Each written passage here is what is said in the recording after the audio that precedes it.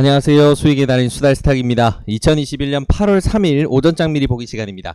자, 배 한번 되셨습니까? 즐거운 화요일 아침입니다. 네, 어제 한국 증시도 그렇고 아시아 증시 전체적으로 분위기 굉장히 좋았죠. 네, 상해 같은 경우에는 1.9% 거의 2%가 오르고 니케이도 거의 1.8% 거의 2%가 올랐는데 거기에 비해서 코스피는 좀 오름폭이 조금 작긴 했습니다. 중간에 좀 강하게 빠져서 음전환을 한번 했다가 반등을 시키다 보니까 오름폭이 좀 작긴 했는데 수급은 꽤 나쁘지 않았어요. 네, 외국인 선물 자금이 1조 이상 들어오면서 마무리가 되면서 현물에서는 자금이 좀 이탈했지만 선물 시장에서는 자금이 다시금 조금 유입이 되면서 조금 불안감을 잠재워주는 이런 흐름을 보였습니다. 네, 여기에 바통을 이어받아서 이어지는 이제 유럽과 미국장 같은 경우에도 흐름이 굉장히 괜찮았어요. 한국장이 열려 있을 때 미국장 해외 선물 자체도 분위기도 굉장히 좋았고, 자, 근데 미국 본장이 열려있는 시점에 조금 이제 임팩트 있는 뉴스가 발표가 되면서 분위기가 조금은 반전이 됐습니다.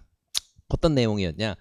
이제 어제 오전장 미리 보기에도 한번 말씀드렸지만 이번 주에는 이제 FOMC의 블랙아웃 기간이 이제 끝나고 이제 발언을 할 수 없는 기간이 끝나고 나서 이제 FOMC 소속 위원들, 페드 의원들, 이사급 의원들이 다들 이제 발언을 서로 너도 나도 하려고 달려드는 시기입니다. 그래서 그런 이번 발표가 있었는데 인터뷰가 있었는데 좀 굉장히 시장에 공포를 줄 만한 좀 내용이 포함이 됐었어요. 테이퍼링에 대한 언급이 있었거든요. 그래서 대규모 인프라 투자나 이런 부분이 미국에서 발표가 있으면서 증시가 좋은 방향으로 쭉 가다가 이 내용이 발표가 되면서 좀 가파르게 고꾸라지면서 마무리가 된 상황입니다. 이런 흐름이 나오다 보니까 유럽장도 신나게 올라가다가 어느 정도 조금 이제 상승폭을 조금은 반납을 하면서 마무리가 됐고요.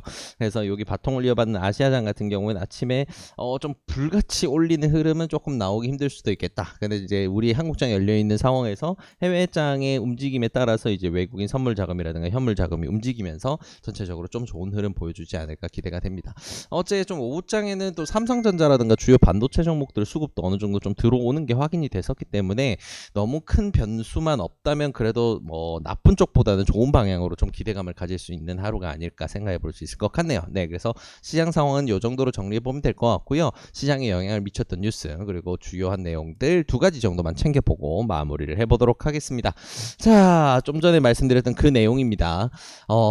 페드 이사가 테이퍼링을 10월 정도에 착수할 수 있다라는 이야기를 하면서 증시가 아주 깜짝 놀랐습니다. 내용을 들여다보게 되면 10월에 할 거야 라는 내용까지는 아니지만 이제 고용 지표가 회복이 되면서 그런 이제 고용 지표가 80만 이상으로 이제 올라오게 된다면 이제 좀 조기 테이퍼링에 대해서 우리가 진행을 할 수가 있다. 빠르면 10월 정도에도 진행할 수 있다. 요렇게까지 발언을 했어요. 그래서 이런 내용들이 더해지다 보니까 시장은 뭐야 뭘 이렇게 벌써 빨리 한다고 하면서 이제 좀 난리가 난 거죠. 그래서 이런 부분이 결국 시장이 강하게 등락하는 재료로서 작용을 했는데 이게 계속해서 이어지는 흐름으로 갈지 아니면 이제 다른 위원들 발표로 인해서 뒤집어지게 될지 요건 좀 지켜봐야 되겠죠. 아무래도 말 한마디 한마디에 흔들리는 조금 이제 개떡 같은 장세가 이번 주에는 좀 이어질 수 있겠다 생각해 볼 수도 있을 것 같은데 그나마 어제 한국장 수급이 나쁘지 않았기 때문에 오늘은 큰 공포까지 느낄 필요는 없을 것 같습니다. 다만 이제 오늘 자금 흐름이 어떻게 되느냐에 따라서 또 내일까지 그런 흐름이 이어질 수 있으니까 그런 부분 좀 자금 흐름 항상 유의 깊게 지켜보면서 대응하시면 좋을 것 같아요. 네, 그래서 이런 재료가 있었구나 참고하시면 좋을 것 같고요.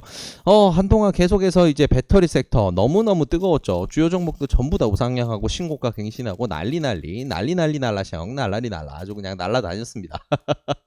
이게 결국 이런 기대감 때문이에요.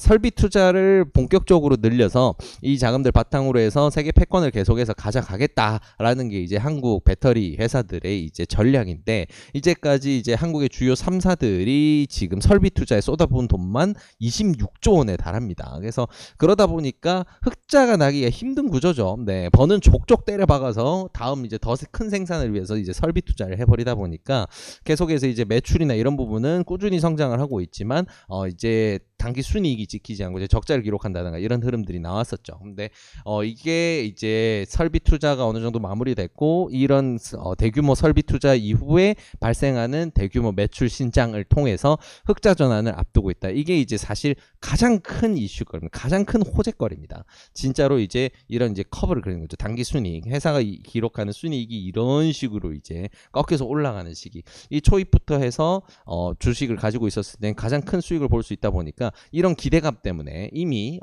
배터리 섹터는 이미 강세를 좀 보여온 게 아닐까 우리가 이렇게 생각해 볼 수가 있는데, 이게 현실화가 된다 그러면 아직 한참 뻗습니다. 지수가 어느 정도 보통 정도만 유지해 준다고 하더라도 이런 종목들 같은 건 실적이 바탕이 되면서 쭉쭉 뻗을 수가 있겠죠. 그래서 한국의 새로운 먹거리, 이제 반도체의 자리만큼이나 탄탄하게 한국의 경제를 뒷받침해 준 산업으로 2차 전지가 그만큼 성장할 수 있을까?